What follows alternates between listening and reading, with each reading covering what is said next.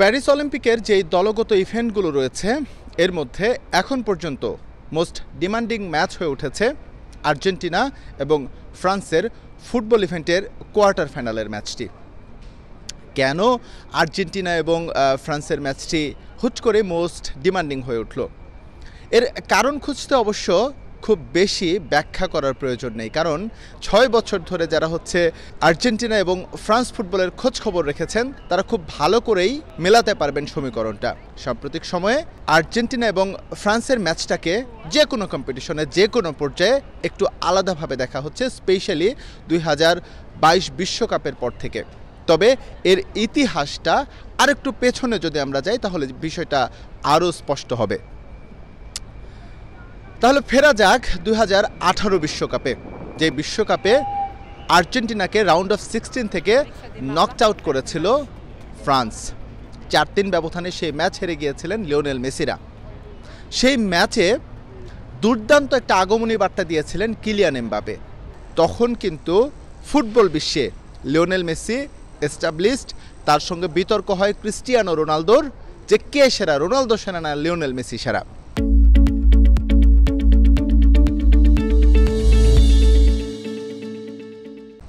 তো এমন একটা পর্যায়ে সেই ম্যাচে লিওনেল মেসিকে মাথা নিচু করে চলে আসতে হয়েছিল রাশিয়া বিশ্বকাপ থেকে, যেখানে কিলিয়ান এমবাপ্পের একক আধিপত্য ছিল। এবং তখন থেকেই কিন্তু ইউরোপিয়ান মিডিয়া বা বিভিন্ন মিডিয়াতে একটা তর্ক জুড়ে দেওয়া হয়, তাহলে কি লিওনেল মেসির যে মসনদ, লিওনেল মেসি এতদিন ধরে যে ফুটবল বিশ্বে রাজত্ব করছেন সেখানে কি কিলিয়ান এমবাপ্পে ভাগ বসাতে চলেছেন? এরকম একটা আলোচনা, সমালোচনা, গুঞ্জন, এরকম একটা বিষয় কিন্তু মিডিয়া তখন তোলা শুরু করলো।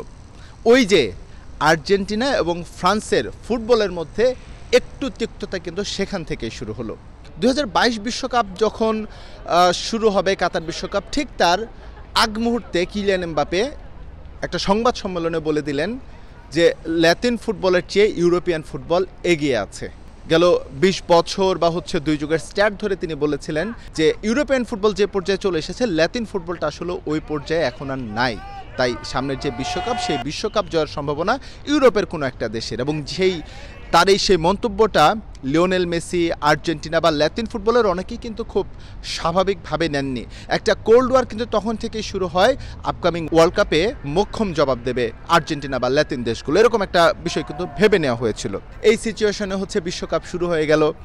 বিশ্বকাপ আর্জেন্টিনা প্রথম ম্যাচে হোঁচট খেল, পক্ষান্তরে দিদিয়ের দেশমের দল দুর্দান্তভাবে ছুটে চলেছে এবং কাকতালীয়ভাবে এই দুটো দল জায়গা করে নিল বিশ্বকাপের ফাইনালে।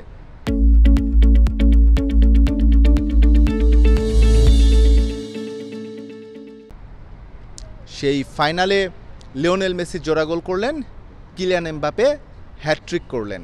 পেনাল্টি শুট আউটে ৩৬ বছর পর আর্জেন্টিনা চ্যাম্পিয়ন হলো সেই কিলিয়ান এমবাপ্পের দলকে হারিয়েই, যে কিনা আর্জেন্টিনা তথা ল্যাতিন ফুটবল নিয়ে সমালোচনা করেছে।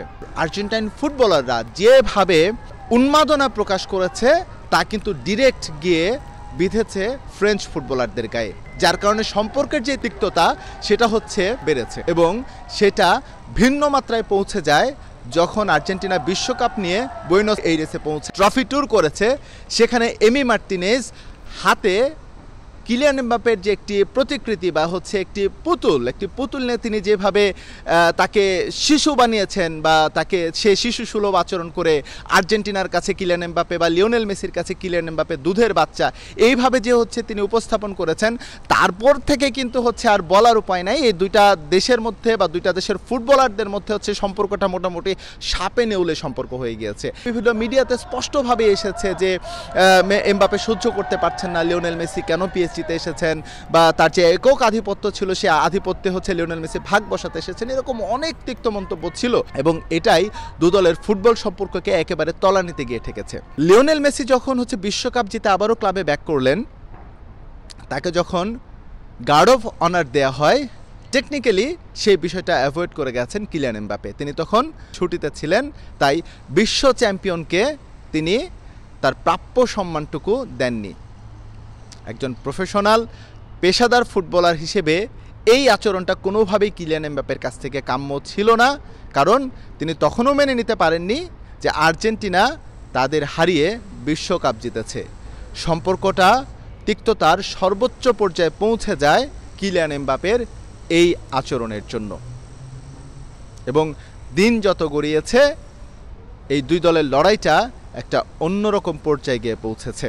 এবার আসা যাক প্যারিস অলিম্পিকে।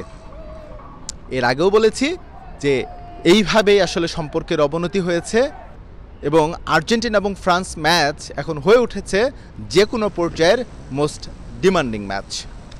এবার প্যারিস অলিম্পিকের কোয়ার্টার ফাইনালেই দেখা হয়ে যাচ্ছে এই দুই দলের।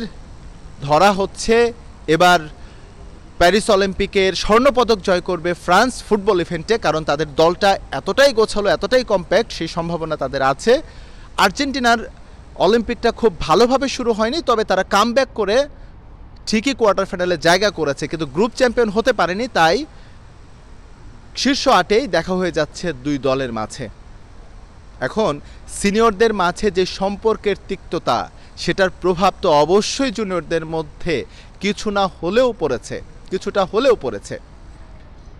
আর তাই এই ম্যাচকে ঘিরে ঠিক এই মুহূর্তে প্যারিসে তথা ফ্রান্সে বাড়তি উত্তেজনা, বাড়তি উত্তাপ, কারণ প্যারিস থেকে এই ম্যাচটা হচ্ছে 650 কিলোমিটার দূরে বোর্দুতে। আমি ঠিক এই মুহূর্তে দাঁড়িয়ে আছি অলিম্পিক মিডিয়া সেন্টার, যেটাকে হচ্ছে আমরা এমপিসি বলি, মেইন প্রেস সেন্টার। সেই মেইন প্রেস সেন্টারের সামনে দাঁড়িয়ে আছি। এইখানে আজ খুব বেশি কার্যক্রম না থাকলেও প্রচুর গণমাধ্যম কর্মীর ভিড়, যদিও বাইরে দেখা যাচ্ছে না, কারণ তারা সবাই ভেতরে পথ খুঁজছেন, উপায় খুঁজছেন কিভাবে দ্রুততম সময়ে প্যারিস থেকে বোর্দু পৌঁছে যাওয়া যায় এই গুরুত্বপূর্ণ অর্থাৎ মোস্ট ডিমান্ডিং ম্যাচটি কভার করার জন্য। এস এম ইকবাল, সময় সংবাদ, প্যারিস।